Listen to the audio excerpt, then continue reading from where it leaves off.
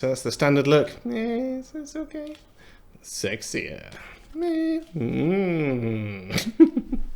What up, my nerd brethren? It is your headphone homie here, Jason from Custom Cans, and today I'm going to be showing you how to fit the various 3D printed goodies that we have designed for the Edition XS. So we're going to be putting it live on the website. You'll be able to download the STL files for these, print them out yourself. So what we're going to go through in this video is I'm going to show you how to fit the super grills and the shoulders that we've designed for these. We're also going to go through some things to think about when printing these. We have printed these off on some very cheap printers and some very expensive printers, and I think these are printable on most people's printers as long as you get good bed adhesion with whatever your material is. But we'll go through some little bits that might help with that if you're struggling. The files themselves will be available on the shop.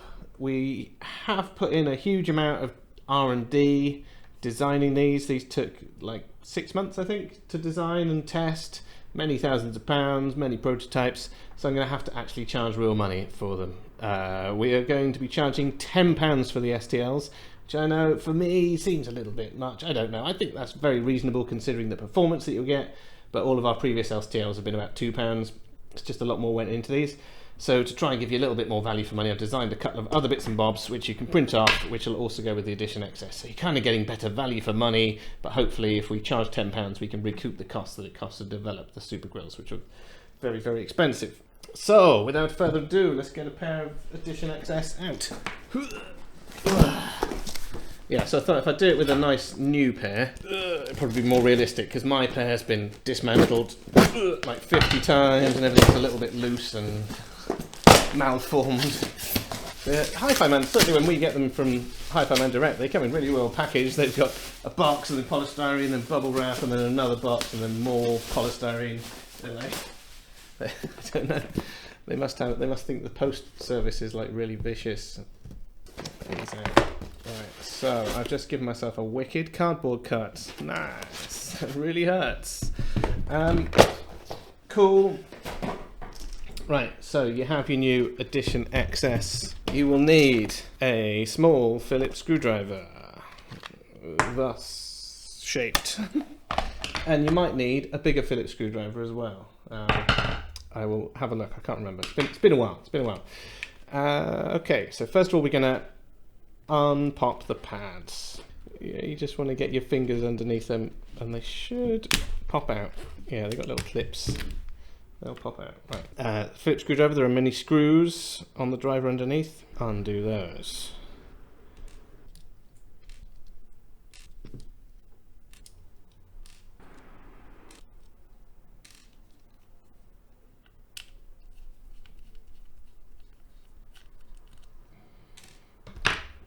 Okay, once you have all your screws out, remove this in a bit, which again will be clipped in.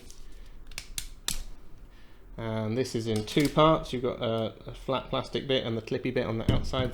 Those might come apart, but you can put those back together pretty easily. Then once you have that, you should be able to pop the driver out. And what I'd recommend doing is press the top of the grill here. That will come out. And then you see you've got your socket here, so you want to pull it away from the socket, and that will remove that, and that's your original driver unit. Keep that safe somewhere. Then you want to take your super grill. These are left and right handed, so you need to get the right one in the right side. That's the wrong one. When we supply these, like if you bought them off us, we normally send them out with the outer trim already on. If you're printing them yourself, obviously that'll be a separate piece. We put that on afterwards. We just attach those for shipping. Pop that into the hole. Push it in as far as it will go. There's a little lip around the edge, which will stop it from being pushed in too far. So that's in there nicely. Now what you want to do is remove your original metal grill, and then pretty much the reverse of what you just did. So put the socket in first, and then push the driver in, and just give it a little wiggle, and it'll lock into place, so it won't move around. What you want to watch out for is the cable from the socket goes around the edge here, and make sure it's not in the way of the screw hole. You might need to use a little screwdriver or something to push that out of the way, because if that's in the way of the screw hole, when you screw the screw in, you might screw it through the wire, which would be a bad thing. I think we've had one person that did that. It's fixable, it's easy to fix, but don't do that. Yes, just make sure the wire's out of the way. Next, clip on your surrounding piece. You might have to press the socket in to get the bottom of it to go in. So press the socket in slightly, get the bottom in first. I'll probably put a screw in actually. Let's put a screw in the bottom there just by the socket to hold it in place, and then we'll get the rest of it in. Right, so that's there. I haven't done it up too tightly. Then you should be able to just click it into place all around the edge. So next, what we want to do is kind of do it in a star pattern. So we do the bottom, then the top, left, right, go around like that. So we'll put a screw in at the top next. We'll put some left and right, the hinges, and then go around and do the others. To stop yourself from cross-threading, I'd recommend turning the screw backwards till you hear a click. Don't know if you can hear that, just get it by the mic. There you go, click, and then do it up, and then you know that it's fallen down into the thread and you're not going to be cutting a new thread as you do it up. So do that with each screw, just turn it back until you hear a click, and then do it up. Just pretty straightforward. You know, it's a little bit scary taking the driver out, but it's a pretty straightforward thing to do, you know, if you're relatively dexterous. Obviously I've done this stuff since I was a child, and I have the hands of a surgeon, so I may make it look easy. I'm often surprised by people in the comments saying, "Oh, I managed to like completely destroy something while putting a screw in." What? So yes, if you're not, you know, if you're a bit clumsy, get someone else to do it for you. Get someone with good dexterity. But overall, it's pretty simple. I don't think we've had anyone that's had any major problems, and we've sold quite a few of these. So that is how you install the super grill in there, and then you can get your outer trim piece. Pop that on, and the outer trim piece is purely cosmetic. It's just there for looks, doesn't do anything good to the sound. If anything, it can maybe you lose a tiny weeny bit of sound staging having it on there, but it's so small that you're not really going to notice it. But yeah, it's basically just for looks. And the other thing we could do to make these look a little bit better is change those hinges, which I think are the ugliest part of this headphone, and changing those will make it look sexier. So I have designed these little jobbies here which will replace the original hinges. This operation is probably just as hard as putting the super grills in. You know, reasonably hard, but not too bad. So a flathead screwdriver down the side of this thing till it stops. Just poke it in there and then lever it, and you'll feel a little pop. That's one side unclipped, and do the same the other side. So that's that side undone. That's that. So you might have to work it backwards and forwards. What you don't want to do is dig this into the fabric and ruin the fabric on the headband. So just, you know, just gently either side, that will come down. Then underneath, peel back the fabric. It's held down by sticky tape. Like, you don't have to do this. This is just, you know, if you're into modding stuff, and you know, this again is purely cosmetic. It's quite a serious operation. If you're ham-fisted, you could mess this up. And then you're going to need, you know, a normal size Phillips screwdriver. If you pull the arm all the way down to the bottom, it'll expose a little silver screw.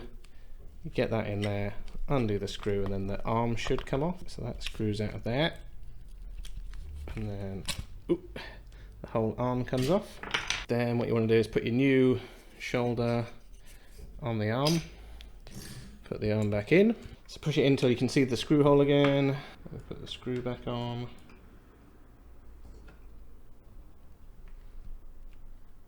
Do your screw up and pull your fabric back down. What you'll notice is that there's little cutouts in the material, and there's little notches on the side.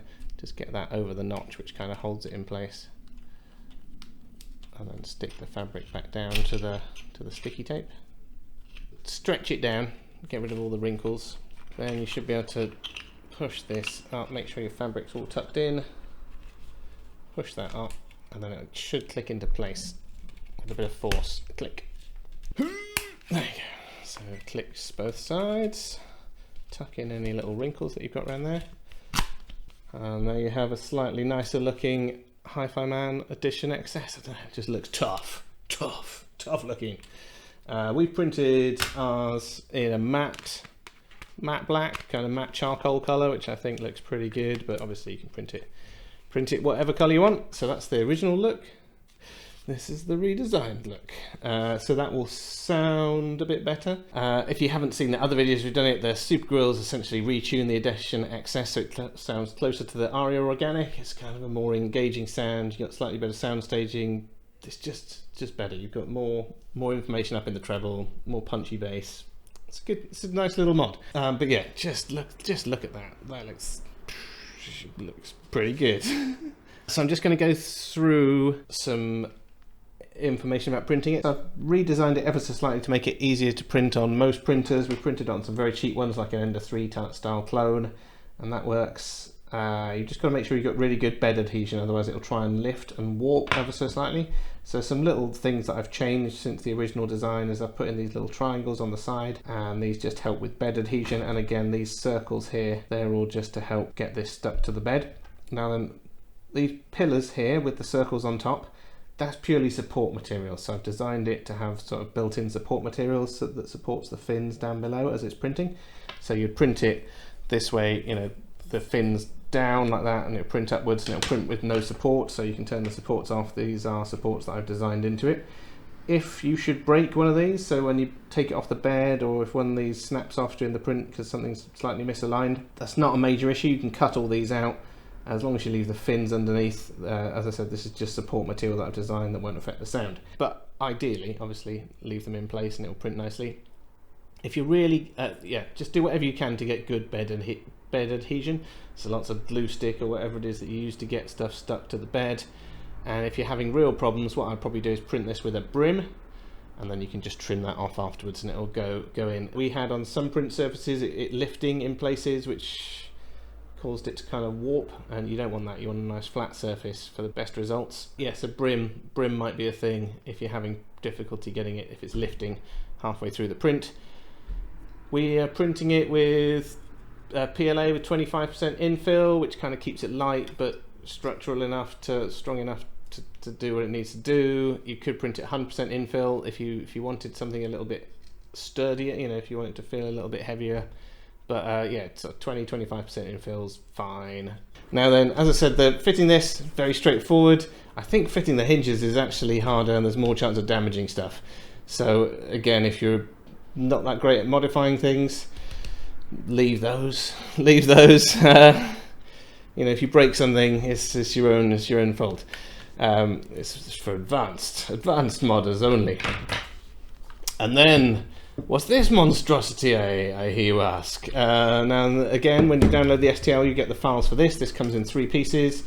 So you'll have, let's just undo this. So this bit, which will print that way up with no supports. This bit prints that way up with no supports. And this has got a thread on it, matching thread there. This should print with no supports. You might need some support in there, but you should be right. I think if you turn off all the supports, I think that'll give you the best results. When you first get this in, it's a little bit difficult to get the threads to line up, and then you might need to run it through a couple of times and backwards and forwards just to get it to loosen up. But that should thread into there, and then you've got this little foot which clips on, just clips into place. And so what you want to do is screw this all the way out so the foot's down there. And what this will do is reduce the clamping force on the XS. It's just a bit of fun, really. Something I've been working on. It was James's idea up in the workshop because he finds the clamping force a little bit high. So he came up with this idea, and you put those on there, and then you can basically tighten this up, and it will straighten out the headband, reducing the clamping force. And I think you can go to about halfway down on the thread, and you're safe. If you go all the way down, you're going to permanently deform the headband. So what you can do is if you like it, do it halfway down. If you like it with that reduced clamping force, what you can do is you can do it all the way down, and that will permanently kind of bend the headband a little bit. So when you take this off, it's permanently bent. But then that's quite a permanent thing, so I wouldn't do that unless you really want to. So I'd probably only do that halfway down and just see how it feels. This works nicely with our head strap. What I've done is I've designed it so it's got a little bit of cushioning on there. It's got like little suspension whatsits, so it's not that uncomfortable when you wear it just like that. If you added our head strap to it, obviously that then stops these from touching your head. But it's just a little bit of fun. You can print this off. So if you're printing this yourself, obviously you can print all these bits. If you're just getting it printed, you only really need that bit if you're paying someone else to print it and you want to keep the costs down. The outer trim is just for looks, so are the shoulders, and then this bit's just for fun. So yeah, if you're paying someone else to print it, you might just want to get the super grills printed, get those in. I'll put links to where you can buy these on our shop. As I said, it's going to be £10, which is a little bit costly, but you get quite a few bits, and it just cost us a fortune to make it. So I hope that was interesting and helpful. I've been meaning to do this for a while, we just haven't got around to it. We've been very busy on the run up to Christmas. Finally the workshop's shut now, we stopped taking orders, we're just chilling out. Today is Christmas Eve, which is why I'm wearing my Christmas garb. Things coming up, I've bought these Yamaha HP50A orthodynamic headphones, which are like from the olden days. They got that real 70s brown vibe, and they're mono, so they won't actually work with our amplifiers, so we can't test them. But yeah, we'll be rewiring these to make these stereo, have a look inside, see how they made orthodynamic, which are like planers from the olden days. Yeah, that's going to be quite interesting. I don't know if you can hear, it's a little bit echoey in here. I'm starting to clear out this office, probably going to be moving all the studio, all the YouTube stuff up to the workshop so we can get some more workshop stuff done. Like down here it's not ideal, I haven't got all the tools and things, and also we're probably going to clear out this floor of the building just to save us a little bit of money so we can invest more money into projects. At the moment I'm renting a floor basically just for shooting YouTube videos and a little bit of storage. Yeah, I'd rather put that money into making new products. So we're probably going to clear out this floor, and there's potentially another company moving in who are going to be doing high-end audio stuff. So hopefully we can do a bit of, we can work with them on some stuff, maybe get hold of some interesting stuff to shoot videos on. I'll probably be doing a little bit of design work for them, helping them design some new products. So yes, it's going to be a nice synergistic thing. We can share resources. Yeah, they're just starting out, so it's early days, but hopefully there can be a little bit of cross-pollination. We might learn some stuff from them, they're going to learn some stuff from us. It's gonna be interesting. Anyway, I hope you enjoyed watching that. That was quite interesting, and I will see you guys again. It's been super awesome hanging out. As always, you know, it's nice, just us, hanging out, doing stuff. See you guys again.